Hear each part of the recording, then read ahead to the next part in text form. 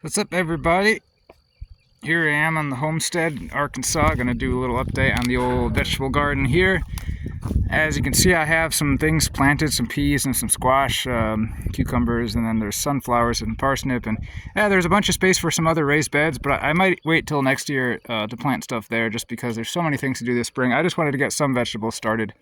As you can see, I got it all fenced off and my gate, installed a little gate over there to get into the garden, so hopefully this will keep the chickens and rabbits and things like that out, although I have to put something to seal the bottom there so the rabbits don't sneak in. So the brooder box here, got those American breast chicks in there, and they're almost too big for it, so that's why I'm starting to build this chicken pen over here.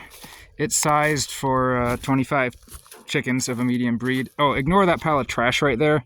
I'm gonna get rid of that soon. But anyways, so I'm putting up cattle panel. I'm going to cover it with chicken wire. You could ask why I'm doing it this way.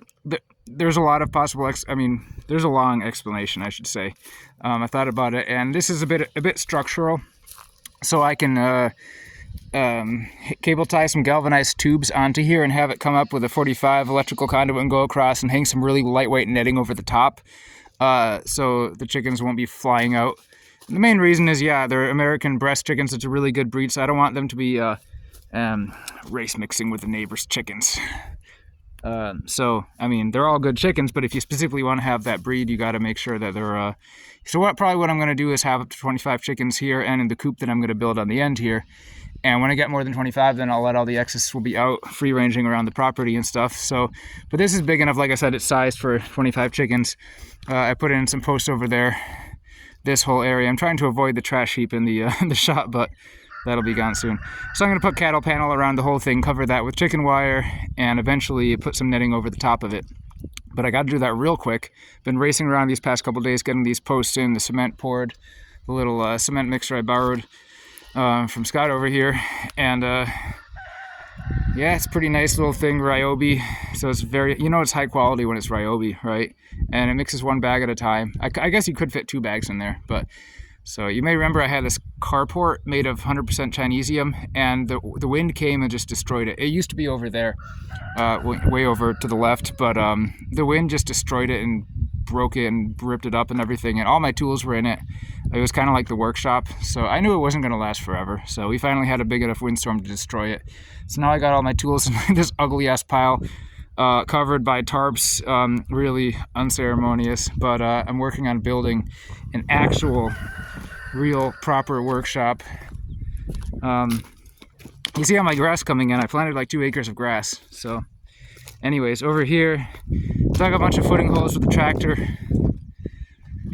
With the bucket, I didn't use the auger because, the auger sometimes skips and goes in a spot where you don't really want it to go, and you had to spend a lot of time digging by hand to fix the hole. But with the tractor bucket, the hole's way bigger than I need it, but at least it's where I want it. So I'm going to put sono tubes in these holes. There's 12 footings that I dug, and then I'm going to pour the cement and then make a pretty simple post and beam workshop with a roof, or something very simple and cheap.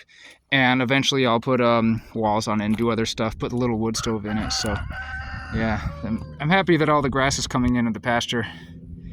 It's going to be nice. You could see all the bulldozer traction when it was being cleared. It's going to be nice when it turns into thick, lush pasture. And also when I finish the workshop and there's not a big pile of redneck-looking trash behind my generator shed. But anyways, that's all for now, folks. Just a little update on everything as it's going. Hopefully in my next video you'll see the completed chicken pen with no trash heap in the middle of it. And I'll be starting on the chicken coop on this side of it, which is going to be like 16 feet long from this post to this post. And, a pretty big one, 6 feet wide, sized according to what the internet said, the number of square foot that you need for the run and for the coop, for the number of chickens that I'll be having in here. So, and people might ask about the breed, the American breasts. Does it lay a lot of eggs? Well, I don't really care about eggs. I don't really eat eggs. American breast is a breed that's actually known for the taste of the flavor of the meat. It's considered to be the best tasting chicken breed. However, they actually are kind of dual purpose. Like, they do actually lay a lot of eggs. It's just that I don't happen to care about eggs. And when I say that, people are like, "Well, my ancestors ate eggs, and eggs are great." Yeah, your ancestors would, like, once in a while find a wild bird egg somewhere and eat it. It was a very, very tiny part of the diet. until the chicken was invented, which is great. I mean, if you're in like the younger dryas or in like a grand solar minimum, the growing season's short, or is in the middle of the winter and your crops suck that year and you don't have enough food, well, chickens don't usually lay in the winter anyways. You can get them to. But anyways, yeah, so it can be a good emergency food. But, you know, all the studies on eggs, you should watch Dr. Garrett Smith's live streams on chickens. On eggs. Even moderate egg consumption of like 1 egg a day reduces all health outcomes, makes them all worse. It's just, you know, like I said, I got the chickens. I don't really care about the eggs. Breast chickens are known for other things anyways. So I can, you know, feed the dog the eggs, or, you know, feed them to the chickens, or put them into the compost and use them to increase the calcium content of the vegetable garden and stuff like that. Look at this beautiful. This is annual ryegrass. It's kind of like a cover crop, but then there's also fescue and orchard grass and clover that's going to come up as well, that's already started to germinate amidst the rye. So the rye just comes up really quick and easy. It provides kind of like a cover, helps the other grass come in. And you can see this part's really lush, but this part over here I experimented. I only planted fescue and orchard and no annual rye. The grass is coming up a lot more sparsely and well, not really so much more sparsely, just a lot slower. And it took like an additional week or two to start germinating. So honestly, I should have just planted the annual ryegrass everywhere. It's annual anyways, because it comes up faster. Or perennial ryegrass. You know, I know I said that's all about 3 or 4 minutes ago, so about 2 minutes ago. But then I had to talk about the chickens for a bit and show you my beautiful field of dirt. Probably down there is going to go the pond.